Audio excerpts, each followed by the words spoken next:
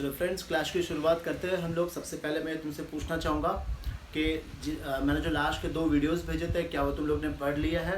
और अगर वो नहीं पढ़े हैं तो फटाफट जाके वो वीडियोस देख लो। उसमें तुमने क्या क्या नहीं समझ में आया वो मुझे पूछ लेना, और अगर सब समझ में आ गया हो तो आज का लेक्चर कंटिन्यू करना, ठीक है ना। पिछले 2 वीडियोज़ में हम लोग ने ये पढ़े थे कि साझेदारों के पूंजी खाते और लाभ हानि नियोजन खाता कैसे बनाया जाता है, ठीक है ना। अब देखो, हम लोग अब इस चैप्टर में और आगे आगे हम लोग बढ़ेंगे। जैसे लाभ हानि नियोजन खाता में तुमने देखा था कि बहुत सारी चीज़ें हम लिखते हैं वहाँ पे, जैसे पूंजी पर ब्याज, interest on capital, salary, commission, ठीक है। फिर ये साइड में हम लिखते थे इंटरेस्ट ऑन ड्राइंग्स। अब ये हम एक एक चीज़ पढ़ेंगे कि इसे निकालते कैसे है।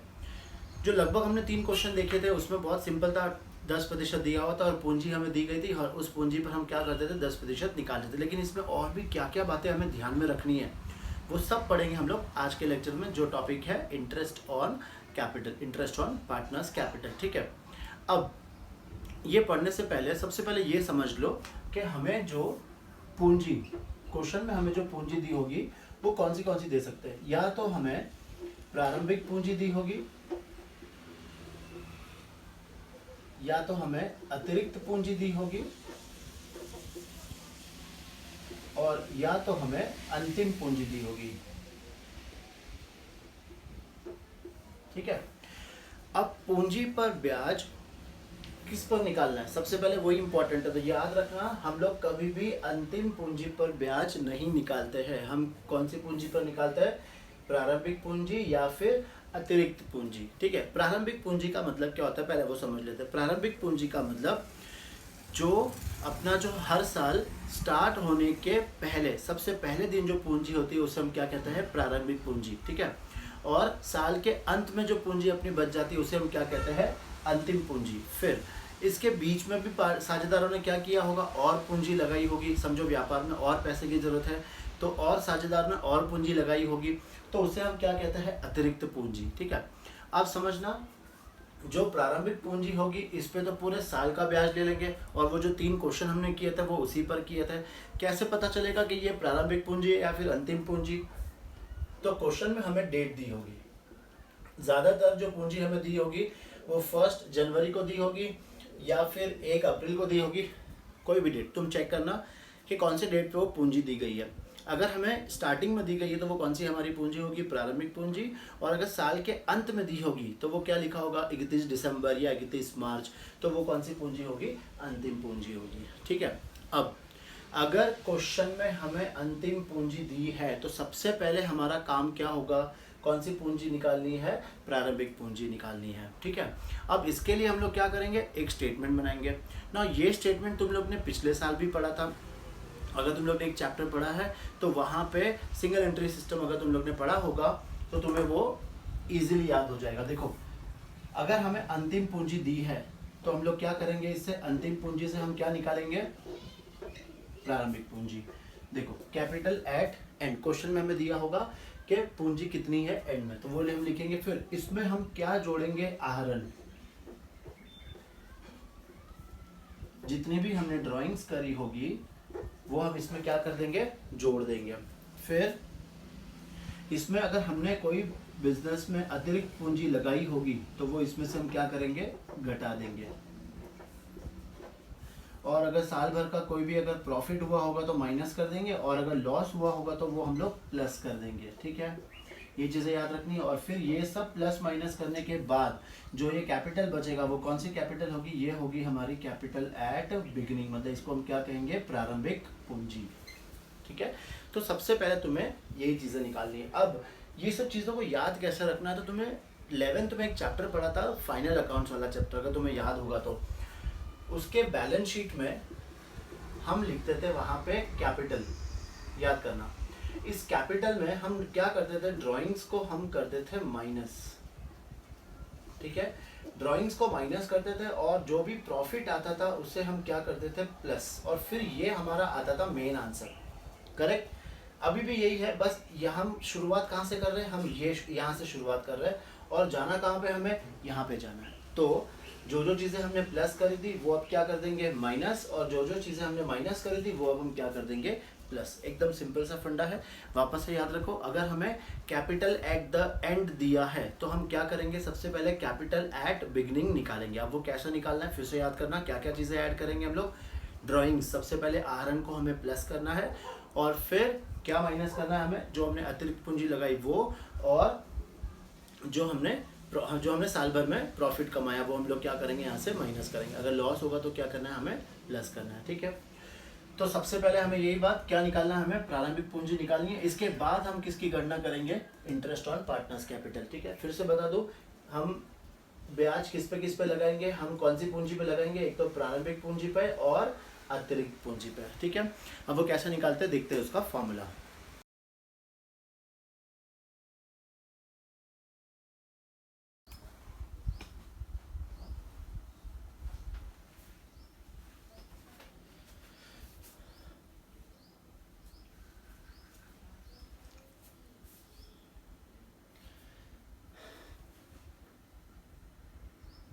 चलो फॉर्मूला देखते हैं हम लोग पूंजी पर ब्याज के फॉर्मूलाज क्या क्या है।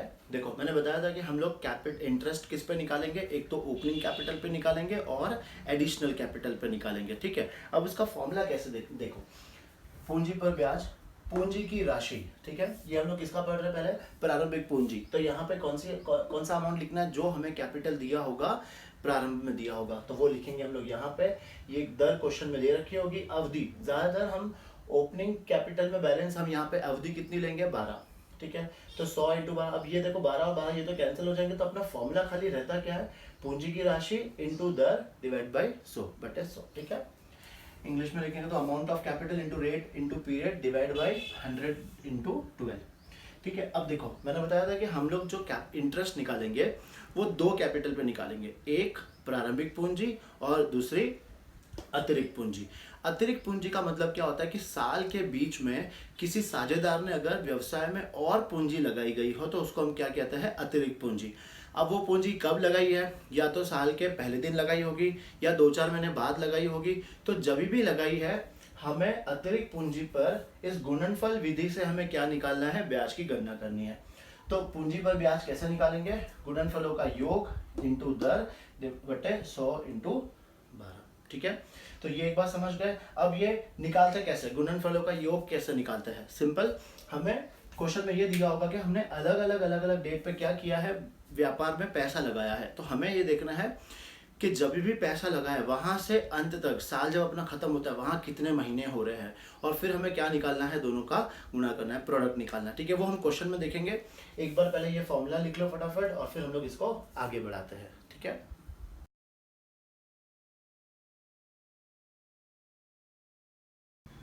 चलो अब फॉर्मूला हमने देख लिया कि इंटरेस्ट ऑन कैपिटल कैसे निकालेंगे, कौन से कैपिटल पे निकालेंगे, मतलब ओपनिंग कैपिटल और एडिशनल कैपिटल। ठीक है, अब हम ये देखेंगे कि इंटरेस्ट ऑन कैपिटल में हमें और कौन सी चीज़ों का ध्यान रखना पड़ेगा। सबसे पहला, संलेख में प्रावधान नहीं है।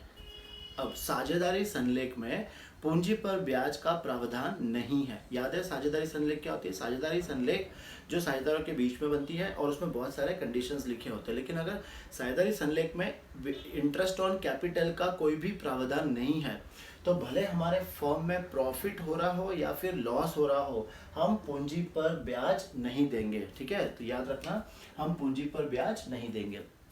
सिंपल है, क्यों, बिकॉज अगर साझेदारी संलेख में नहीं लिखा है तो हम किसी भी साझेदार को पूंजी पर ब्याज नहीं देंगे।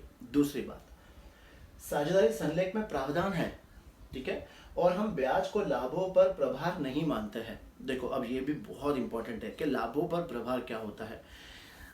कुछ खर्चे ऐसे होते हैं अपने बिजनेस में जो हमें देने ही पड़ते या फिर जो हमें चुकाने ही पड़ेंगे, भले हमारे बिजनेस में प्रॉफिट है या फिर नहीं है। एग्जाम्पल देता हूँ सिंपल, अब ये लॉकडाउन हो गया, ठीक है, अब लॉकडाउन हो गया तो सारी स्कूल, सारी क्लासेस वगैरह सब बंद है। लेकिन अगर समझो हमने वो रेंट पे ली होगी वो जगह, ठीक है, किराए पे ली होगी, तो हमें उसका किराया देना ही पड़ेगा, भले वहाँ पे व्यवसाय हो रहा है या फिर नहीं हो रहा है। क्या हम उसको बोल सकते हैं मालिक को कि भाई मेरा स्कूल तो 5 महीने से बंद है, आप इसका किराया मत लो? नहीं, वो हो सकता है कि थोड़ा बहुत छूट दे दे, लेकिन बाकी का तो हमें पैसा देना ही पड़ेगा। फिर और एग्जांपल क्या आएगा, जैसे वहाँ भले लाइट नहीं चली लेकिन लाइट का बिल आएगा। अब वो लाइट का बिल भी हमें क्या करना पड़ेगा, चुकाना पड़ेगा। हम गवर्नमेंट को ये नहीं बोल सकते हैं कि हमारे यहाँ पे लॉकडाउन था हम नहीं दे पाएंगे, हमारे बिजनेस नहीं हो रहा था हम नहीं दे पाएंगे, वो तो सबको चुकाना ही है।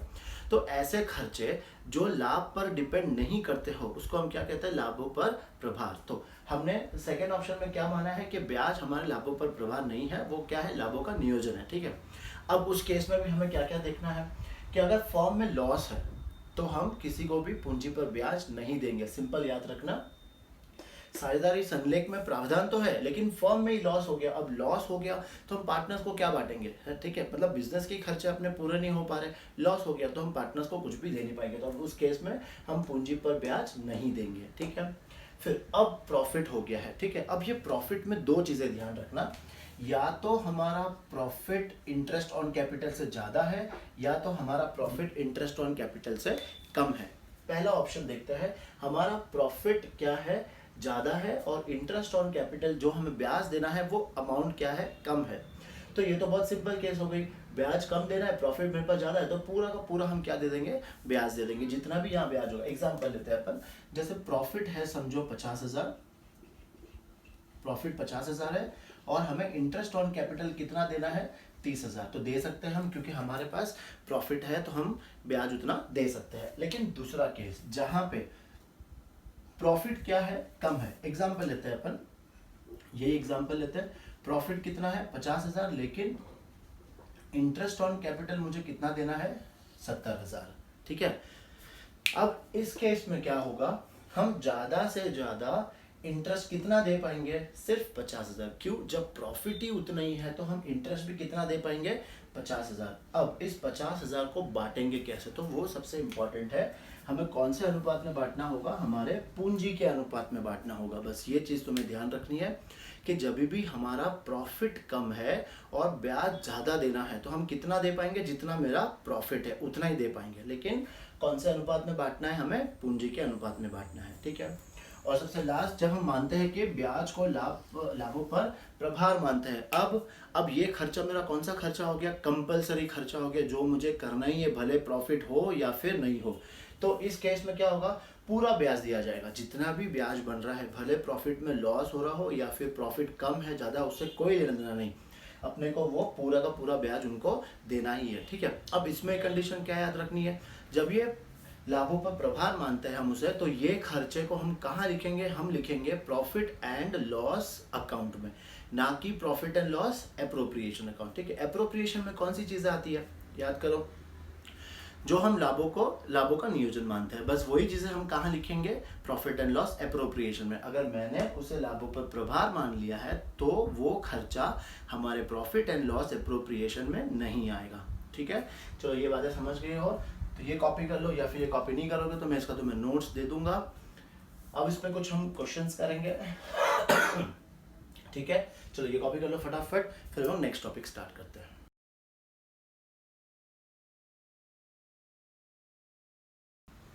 चलो इस टॉपिक पर क्वेश्चंस करते हैं। क्वेश्चन तुम्हारे स्क्रीन पे आते जाएंगे और सामने सामने आंसर्स भी आते जाएंगे। हम लोग कर रहे हैं पेज नंबर 9 पे उदाहरण 3। ठीक है, क्वेश्चन देखो, एक्स एंड वाई साझेदार है जिनका लाभ विभाजन अनुपात 3:2 है तथा पूंजी क्रमश 2 लाख और 1 लाख है। निम्न दशाओं में लाभ का विभाजन दिखाइए। यदि साझेदारी संलेख में पूंजी पर ब्याज के संबंध में कोई प्रावधान नहीं है और वर्ष के लाभ 60,000 है। ठीक है, देखो पूंजी पर कोई ब्याज के संबंध में कोई प्रावधान नहीं है तो हम ब्याज देंगे ही नहीं, तो जो 60,000 है वो हम क्या करेंगे, दोनों साझेदारों में 3:2 के अनुपात में बांट देंगे। ठीक है, देखो सोल्यूशन तुम्हारे सामने, जो 60,000 प्रॉफिट आया है वो हमने एक्स और वाई में बांट दिया है। दूसरा, यदि साझेदारी संलेख में पूंजी पर ब्याज के लिए 10% प्रति वर्ष का प्रावधान है और वर्ष की हानि 60,000 है। याद करो, प्रावधान तो है लेकिन व्यवसाय में क्या हो रहा है, हमें हानि हो रही है 60,000 की। अब याद करो, अगर हानि है तो हम ब्याज नहीं देंगे, तो इसमें भी हम क्या करेंगे, जो हानि हमारी हुई थी वो हम दोनों साझेदारों में बांट देंगे। तीसरा देखो, यदि साझेदारी संलेख में पूंजी पर ब्याज के लिए 10% प्रति वर्ष का प्रावधान है और वर्ष का लाभ 60,000 है, तो अब यहाँ पे हम लोग पहले चेक करेंगे कि कितना आ रहा है। देखो 10% हमें निकालना है, पूंजी कितनी दी गई है, 2 लाख और 1 लाख, पूंजी दी गई है हमें 2 लाख और 1 लाख। अब इस पे हम लोग क्या निकालेंगे, 10% निकालेंगे, तो इसका आएगा 20,000, और इस पे भी 10% निकालेंगे तो इसका आएगा 10,000।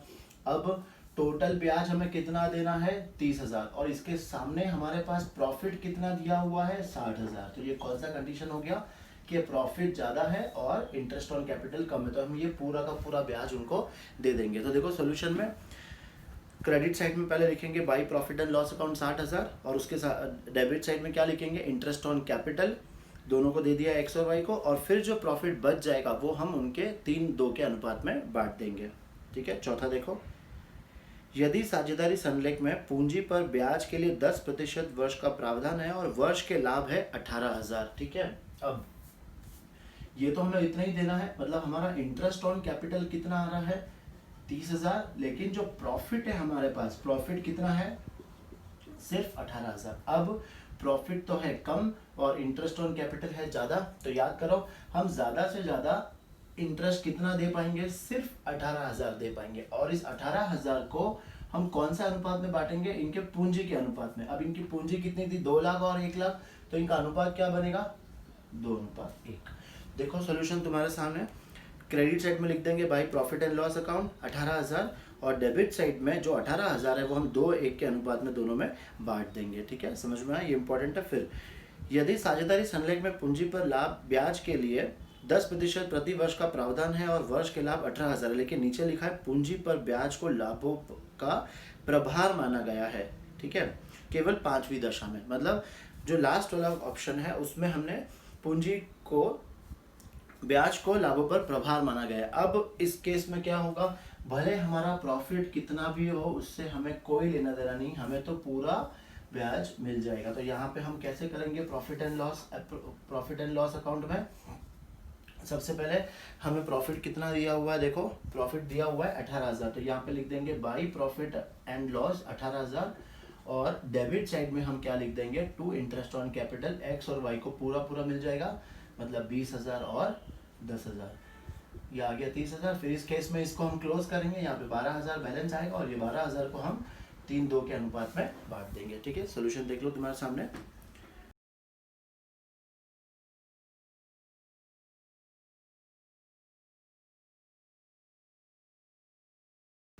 चलो नेक्स्ट हम देखेंगे क्वेश्चन पेज नंबर 26 पे, क्वेश्चन नंबर 4। क्वेश्चन तुम्हारे स्क्रीन पे एक बार रीड करते हैं हम लोग। पी और एस ने 1 जनवरी 2016 को क्रमश 1,000 और 10,000 की पूंजी के साथ साझेदारी फर्म शुरू की। ठीक है, 1 मार्च 2016 को पी ने 4,000 की अतिरिक्त पूंजी लगाई। ठीक है, और उस दिन एस ने अपनी पूंजी से 3,000 रुपये निकाले। पी तो पूंजी लगा रहा है और एस ने उस दिन पूंजी को निकाला है। सी ने 1 जुलाई 2016 को 15,000 की पूंजी के साथ फर्म में प्रवेश किया। एक और साझेदार आ रहा है जो फर्म में कितना पैसा ला रहा है, 15,000 रुपये। कब आ रहा है वो, 1 जुलाई को। उस दिन पी और एस क्रमश 6,000 और 5,000 की अतिरिक्त पूंजी लगाई।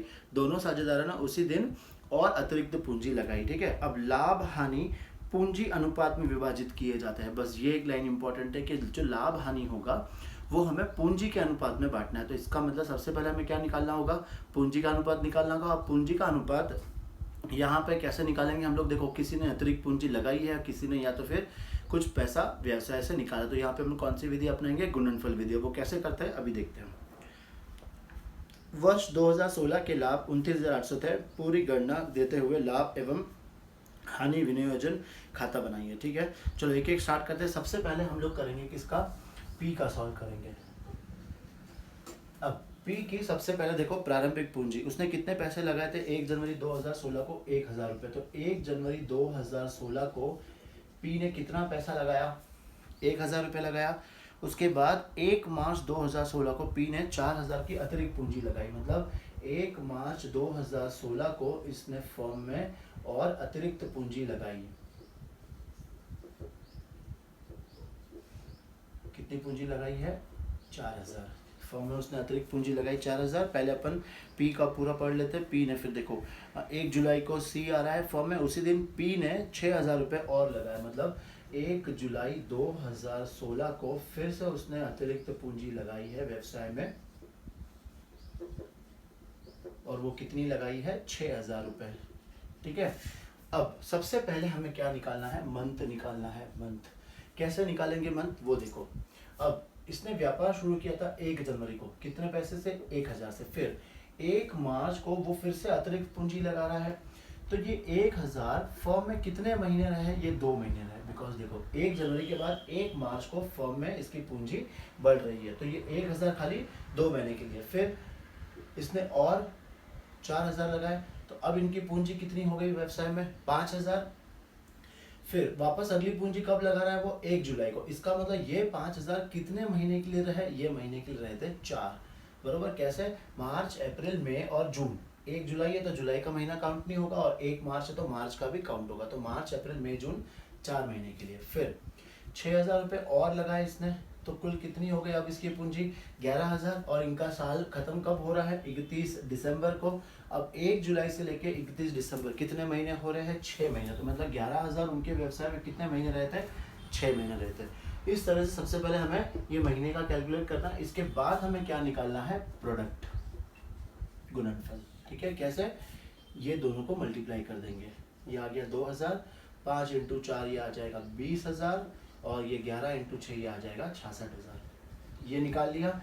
इसके बाद हम क्या करेंगे, इन सबको जोड़ देंगे, तो कितना आएगा इसका अमाउंट, 88,000। सबसे पहले ऐसे ये हमने निकाल लिया पी का। अब देखो यहाँ जाओ, तुम लोग क्या लिख सकते हो, अमाउंट, और ऊपर हेडिंग दे दो, ये हमने किसका कैलकुलेट किया है, पी। अब इसी तरह से हम लोग किसका निकालेंगे, एस की भी गणना करेंगे। सबसे पहले हम एस में यही सेम चीज हमें निकालना है, अमाउंट, मंथ और प्रोडक्ट। ठीक है, 1/1/2016 को इसने 10,000 से अपना व्यापार प्रारंभ किया था। फिर 1 मार्च 2016 इसने क्या किया था, पूंजी निकाली थी। कितनी पूंजी निकाली इसने, 3000 की। और फिर 1 जुलाई 2016 को इसने अतिरिक्त पूंजी लगाई। कितनी लगाई इसने अतिरिक्त पूंजी, 5000। ठीक है, अब देख लेते हैं मंथ कैसे निकालेंगे, सेम वही। ये 10,000 इसके पास कितने महीने थे, 2 महीने। फिर इसने 3000 निकाल लिए, तो फर्म में इसकी पूंजी कितनी रही, 7000, और वो कितने महीने के लिए थी, 4 महीने के लिए। फिर इसने 5000 और लगाए, तो अब इसकी पूंजी कितनी है, 12000, वो कितने महीने के लिए रहेगी, 6 महीने के लिए। अब ये इसका प्रोडक्ट निकालेंगे, ये आ जाएगा 20,000, ये आ जाएगा 28,000, और ये आ जाएगा 72,000। फिर इसको जोड़ लेंगे हम, तो ये टोटल आ रही है 1,20,000। ये हो गया पी और एस का। इसी तरह से हम किसका निकाल लेंगे, सी की गणना कर लेंगे। ठीक है, सी में भी यही सेम निकालना है हमें, अमाउंट, मंथ और प्रोडक्ट। अब सी ने व्यापार प्रारंभ में कितनी पूंजी लगाई थी, यहाँ पे उसने लगाई थी 15,000। अब इसने ना तो कोई पूंजी निकाली है, ना कोई अतिरिक्त पूंजी लगाई है। तो 1 जुलाई से लेके 31 दिसंबर तक कितने महीने हो रहे हैं, 6 महीने। तो यहाँ पे इसका आंसर कितना आ जाएगा, प्रोडक्ट आ गया 90,000। अब तीनों का आंसर ले लेंगे, वो हमारा पूंजी का अनुपात हो जाएगा। देखो पी, एस और सी, इनका दोनों का कैपिटल रेशो कितना आया, देखो इसका आया 88,000, इसका आया 1,20,000, और इसका आया 90,000। ठीक है, इसमें 3 3 3 सब शून्य कट कर देंगे, और फिर ये इसको और भाग कर देंगे 2 से, तो ये आएगा 44, और ये आ जाएगा 60, और फिर ये आ जाएगा 45। तो इनका पूंजी का अनुपात क्या आ गया, 60/45। ठीक है, अब इस अनुपात में हम क्या करेंगे, हमारे लाभों को बांट देंगे, और उसके लिए हम लोग कौन सा खाता बनाएंगे, लाभ हानि नियोजन खाता। ठीक है, वो अकाउंट भी देख लेते हैं फटाफट।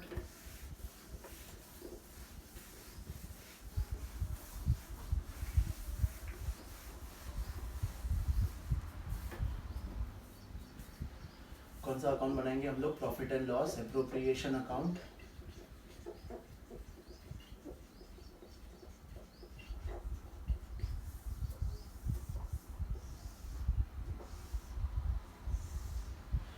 क्वेश्चन में हमें प्रॉफिट दिया हुआ है, तो वो यहाँ लिख देंगे by profit and loss account. Profit कितना दिया हुआ है, 29,800।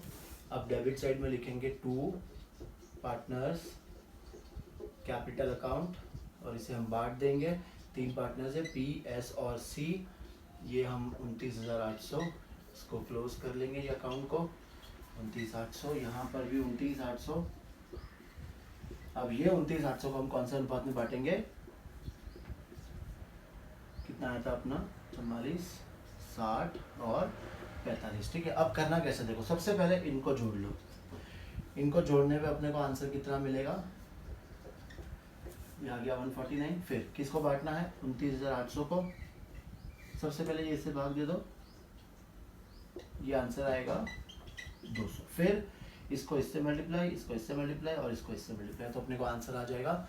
इसका आएगा 8,800, ये आ जाएगा इसका 12,000 और ये आ जाएगा इसका 9,000। ये हो गया अपना आंसर। ठीक है, समझ में आया? इसके पहले वाला भी क्वेश्चन एक बार देखना और फिर तुम खुद से सॉल्व करने की ट्राई करना। ठीक है, चलो अब हम करेंगे नेक्स्ट टॉपिक। चलो अभी जो हमने क्वेश्चन किया वैसे ही सेम क्वेश्चन तुम्हें एक और अगर सॉल्व करना है तो पेज नंबर 10 पे उदाहरण 4 ये तुम लोग सॉल्व कर लेना। ये सॉल्व करोगे तुम्हें समझ में आ जाएगा कि पूंजी के अनुपात में कैसे गणना की जाती है और पूंजी का अनुपात कैसे निकाला जाता है। ठीक है, अब हम करेंगे हमारा अगला क्वेश्चन पेज नंबर 26 पे, क्वेश्चन नंबर 6 तुम्हारे स्क्रीन पे। एक्स और वाई साझेदार है, वह लाभों को 3-2 के अनुपात में बांटते हैं। 1 अप्रैल 2016 को उनकी पूंजी क्रमश 3 लाख और 2 लाख है। ठीक है, ये हमें प्रारंभिक पूंजी दी गई है क्योंकि 1 अप्रैल को दिया हुआ है, तो ये हमारी प्रारंभिक पूंजी। साझेदारी संलेख में पूंजी पर 10% वार्षिक ब्याज और वाई को 1250 प्रति माह वेतन का प्रावधान है। ठीक है, इसमें हमें पूंजी पर ब्याज भी देना है और वेतन भी देना है। 31 मार्च 2017 को समाप्त वर्ष के लिए पूंजी पर ब्याज और वेतन का प्रावधान करने से पहले, ठीक है, ये तो पहले दिया है, अगर बाद होता तो हम लोग कुछ और करते, लेकिन ये तो पहले है, अभी कुछ नहीं करना है। 40,000 का लाभ है, वर्ष के लिए लाभों का विभाजन दिखाइए। ठीक है, अब अपने को लाभ कितना दिया है? 40,000 और हमें क्या क्या देना है? पूंजी पर ब्याज और वेतन। देखना जाए तो क्वेश्चन बहुत सिंपल है। इंटरेस्ट ऑन कैपिटल 10% लेना है, पूंजी हमें दी गई है 3 लाख और 2 लाख, उस पर निकालेंगे 10% कितना आएगा? 30 और 20 का दोनों मिला के 50,000। लेकिन जैसे ही हम लोग ये देखेंगे कि प्रॉफिट हमारे पास सामने कितना है? सिर्फ 40,000 है और ब्याज कितना आ रहा है? 50,000। तो तुम्हें क्वेश्चन वो दिमाग में आ जाएगा जो हम लोग ने टॉपिक पढ़ा था कि जहाँ पे प्रॉफिट कम है और इंटरेस्ट ऑन कैपिटल ज़्यादा है, तो हम लोग इंटरेस्ट ऑन कैपिटल को कौन सा अनुपात में बांट देंगे? इनके पूंजी के अनुपात में बांट देंगे। ठीक है, चलो अब ये सोल्यूशन कैसे करेंगे? सबसे पहले हम कौन सा अकाउंट बनाएंगे? Profit and loss appropriation account. Profit and loss appropriation account.